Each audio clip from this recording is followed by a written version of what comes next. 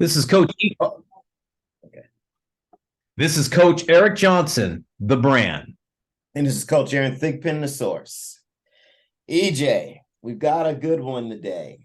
Um, Athlete burnout. Are parents lighting the competitive fire or extinguishing it? Love the topic today, Aaron. This is perfect, man. This is hits right on the head of the nail, as they say. I think this is a really good subject because it's interesting because really all of this comes from a good place. Right. There's nothing sinister about parents and what they're doing for the kids. It all comes from a place of love and caring and support. It's just that sometimes I don't think parents realize the harm that they might be doing versus the helping. Right. And there's some instances where basically uh I I feel like every villain of a Scooby-Doo episode, where he's always at the end there saying, if it weren't for those meddling parents, Love it, man. That's perfect, man. but it's again, there's a lot to it. It's from sitting on the sidelines and coaching the kid while they're in an activity. It's from pulling workouts off the internet that may not be appropriate for the athlete. It's from bouncing from coach to coach, team to team, trainer to trainer. The list goes on. Having your kid play up all the time. Just watching videos of adult athletes and trying to have them emulate them.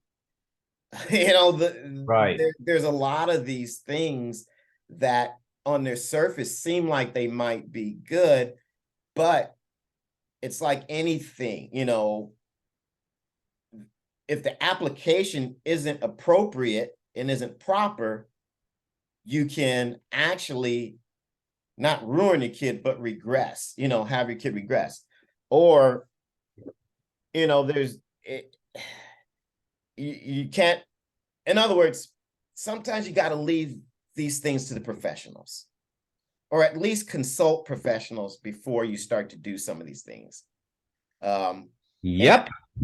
And, burnout is physical, it's mental, it's emotional, Yeah. and not everyone has raised an elite caliber athlete or champion athlete, so obviously we don't expect you to know how to do that.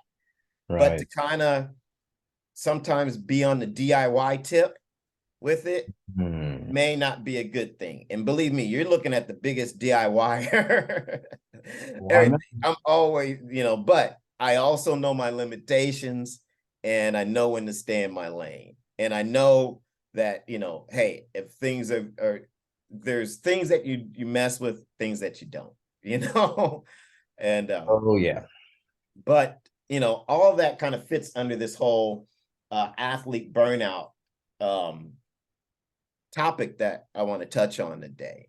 So that's kind of my opening salvo. What do you got to say? You know what? I'm glad we're talking about this because as athletes improve and as competition gets better, you need professionals really coaching your kids. You do. And the reason why you need that, Aaron, is because I think many of the best trainers, coaches out there in our country have played at a high level and have coached at a high level. It doesn't mean they're the best, but they know what it looks like. And sight unseen in this environment can be detrimental to your athlete. And you said it earlier, and I put down these two words, overstimulated. Everyone gets overstimulated. And what happens is the mentality the emotional state and the physical state of that athlete gets burned out. Yeah. And there's nowhere you can go. And you try to fix it. And the athlete has a hard time overcoming that. It's kind of like scar tissue, Aaron. It takes a long time to get that scar tissue out of there. And then when you get the scar tissue out of there, you have to rehab to get back. And that's what I think some athletes and parents don't understand, is that is a process itself. And we didn't talk about the training. We're just talking about just getting back to where we could start training and get the right, good synergy moving. Okay. So I tell people that be careful, know what you're doing, because you could take 2 steps forward and 10 steps back if you don't know what you're doing. And you're talking about, it's hard, Aaron. It's very, very difficult to understand that. You and I have been in this industry. We have over 60 years of combined experience. We've seen a lot. And once the athlete gets to this point, it's hard to fix. It's hard. Hey, it's hard to regroup. How many times have you and I've said in the shop, in the gym, and said, man, what are we going to do? We got to regroup here, because they didn't listen to maybe what we advised them to. Now we're trying to figure out, how do we correct this burnout, this overstimulation, this mental, emotional, physical scarring that has upset this athlete. Yeah. So that's my initial thoughts about it, is that, this goes deeper. Yeah. And what are you really chasing? Yeah, you do have to be, aware of what you're layering onto the athlete. And just from a training standpoint, people say, yeah, we come to you to learn how to run or learn how to get faster. Right. But most of what I'm doing, probably for ages 12 on up, because I'm actually having them unlearn what they've been doing. Right. I hear you, that you mention that all the time. We have to unlearn that. Yeah. So I'm not even working from a clean slate. I'm actually trying to now erase some of the poor movement patterns or habits or things that have been reinforced by improper coaching. And improper coaching doesn't necessarily mean that you're giving their athlete the wrong information. Right. You just may not be giving them the right information for them at that time in their development, or what's appropriate for them at that time in their development. Yes, sir. Yes, sir. So, there's a difference there.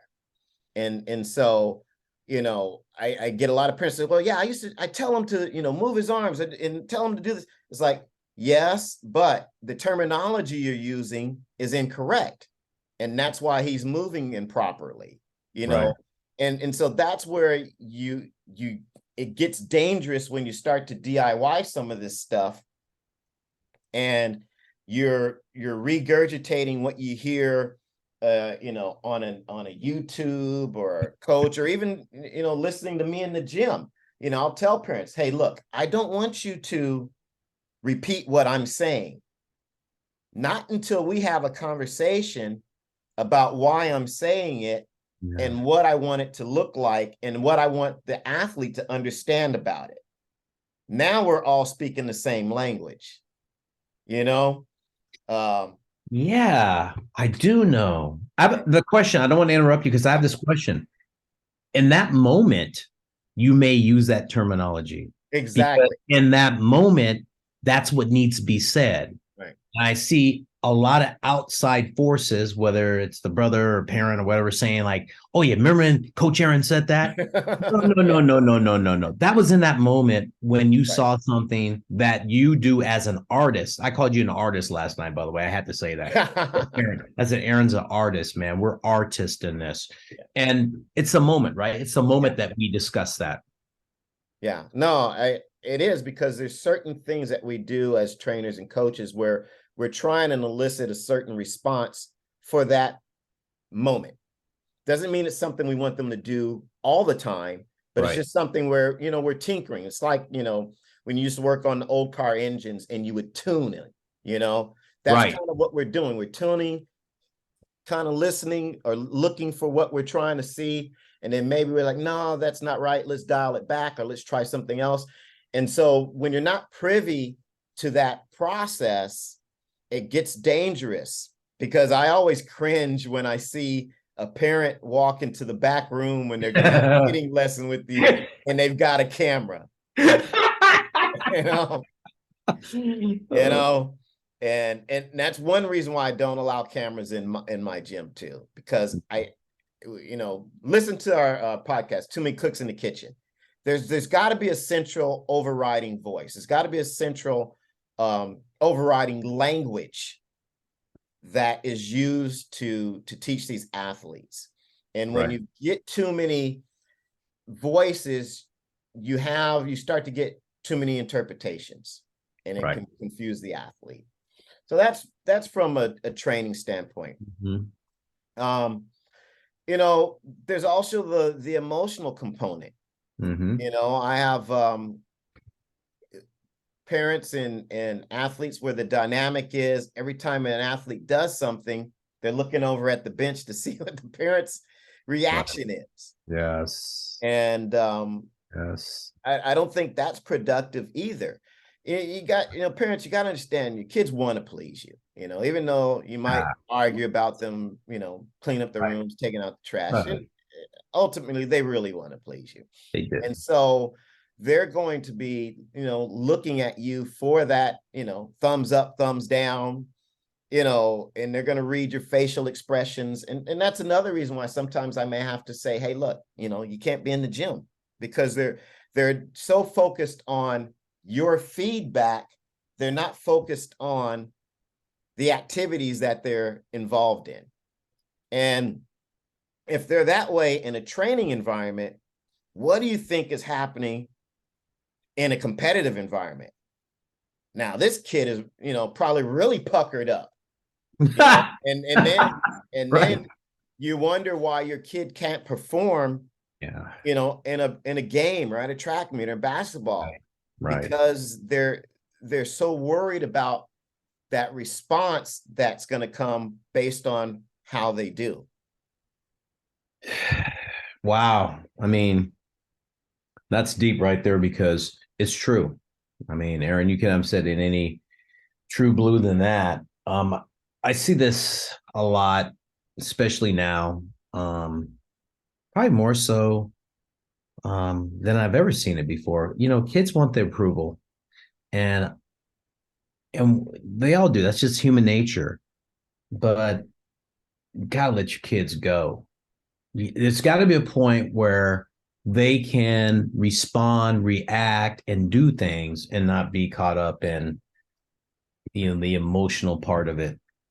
Well said, man. And you know what? That leads into that mental aspect, to where you're doing damage, mentally to them. They're a mess and they can't function. I mean, it's hard to take an athlete that they get emotional, and then they get emotional, and then the competition ends, Aaron, and then it becomes mental. Exactly. I mean, if you look at, there was a guy I just saw on the internet who was a second round or first round NBA draft pick who just retired. Right. And, I saw that too. He's probably in his early 20s. And so you got to ask yourself, most athletes don't retire or walk away from a sport because of the physical burnout. It's always the mental burnout. Right. And so, you've got to, parents and coaches play a part in that, and they either add to that load or they help carry that load. And so I think that has to always be in the back of your mind. I think you have to give your kids breaks. I think you have to, not have all these metrics out in front. That's a whole other thing too. It's Yes. like, these parents are pulling out these metrics, and they're based on pro athletes, and it's like, how can your athlete execute, I don't know, a pro 3-point shot or a pro bat swing, when they don't have the musculature and the coordination. Right. So your kid's swing isn't going to look like Pujols or whoever the flavor of the month is that you want. Right. And so you're holding your kid to a standard that isn't necessarily achievable for them. And I'm not saying that you can't use some of these guys as examples, but you got to be careful, and you've got to pick out the things that are achievable about that performance, that are achievable for the kid as well. And make it more, like, for instance, when you teach hitting, I see you'll take these key things and say, hey, these are things that are similar with these successful hitters. These are the things that I want you to do. You don't say, I want you to look like this guy. We're not going to study film on just this guy. Right. You're going to help them discover their own swing with those criteria involved in it. Right on. You're right, Aaron, you're right. And I think, if you're going to work with a trainer, if you're going to work with a coach, that conversation needs to be had before you impart that information onto the kid. So that way you have an opportunity to talk with someone who can kind of vet this stuff, say, hey, look, yeah, I like this, this, and this. This is in concert with the philosophy of how I'm teaching hitting, or how I'm teaching running, or how I'm teaching training. And this is the verbiage we're all going to use, and this is the message we're going to convey. Right. No, because again, the kids get caught between a rock and a hard place. Well, my dad wants me to hit like this, but Coach EJ shows me hit like this. And then my travel team coach shows me hit like this. So, it's hard. It's hard. It's definitely much better than when we grew up, where there was little to no instruction. Right. Exactly. Now, with this avalanche of information that can be had out there, I think we've got to be more responsible with how we use that information, how we disperse it. Well said. And I wrote some notes down. And I love what you said there. Avalanche of information. There is a lot out there. And, I think about this great golfer, Arnold Palmer. And in the commercial, he says, swing your swing. Yeah, I like that. I love it. Swing your swing. It's like everybody's different. Everybody swings their swing. They have their own way to do it. Right. And it leads me back to a guy I worked with Tuesday night, Andrew Gamble, who's very physical, and he's very strong, and you know him. Mm-hmm. And the whole thing, he hits the ball really, really hard and flush. I mean, flush, square. And so we were talking about, hey, Andrew, you maybe launched this ball at 30 degrees, it looked like it was like something like that. I don't have a computer back there telling me. I just kind of understand launch angles.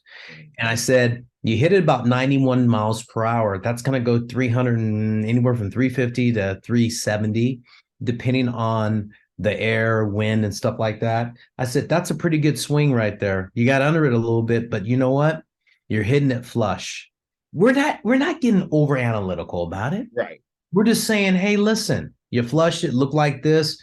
Let's stay there. We're in a good place with your swing. Right. And I told him that. I told him this. Just swing your swing. You're fine. See the ball, hit the ball. Pick up the pitch early, and then react to it like an athlete. And I told him that, and that's not a lot of information. Yeah. It's not, where this player has like, okay, what am I doing mentally, emotionally? How am I feeling? He's not. He's just like going, okay, I'm gonna react. And you know what? It's confidence. He goes like this. Got you, EJ. Yeah, there it is. And that, you know what?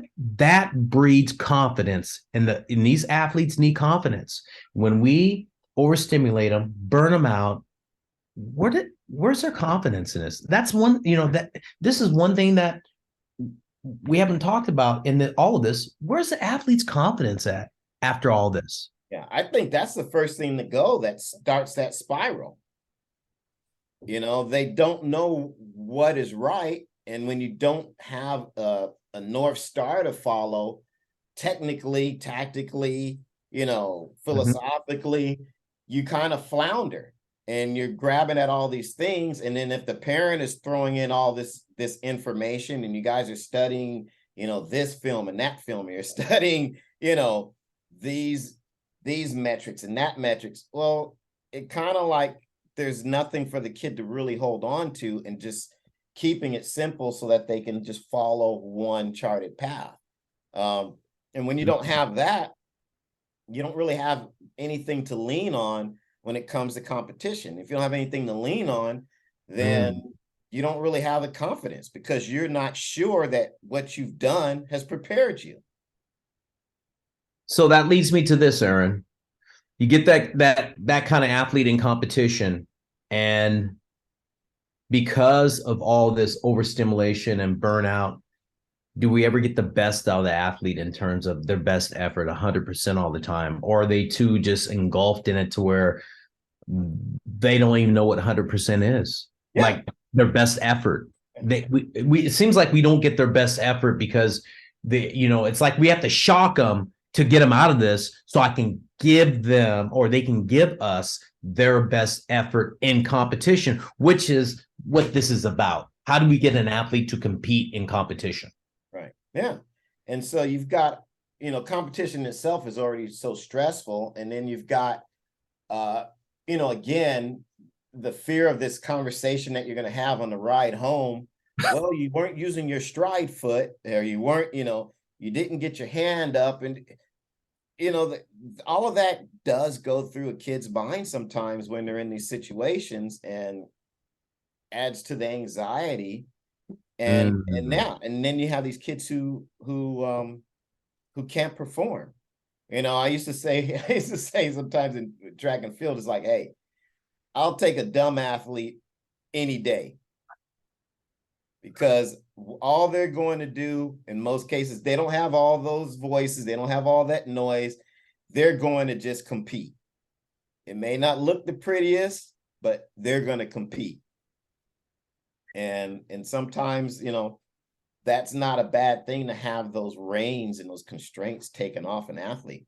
Now, a premier athlete, an elite level athlete, can take that information and they can channel it, and then they can hit that switch when it's time to compete. And that's ultimately what you want.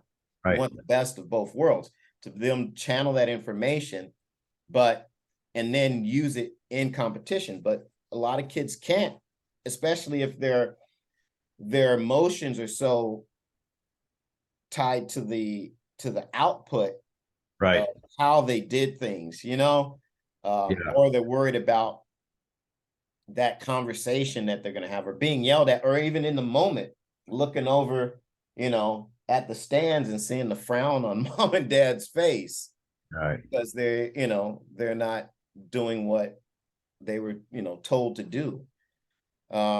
It's not a good situation. And like I said, we get kids in the gym sometimes, and I see that dynamic, and I try and put myself in between it as a buffer and provide some perspective for the kids. But, again, to use my term from Stripes, parents sometimes lighten up, Francis.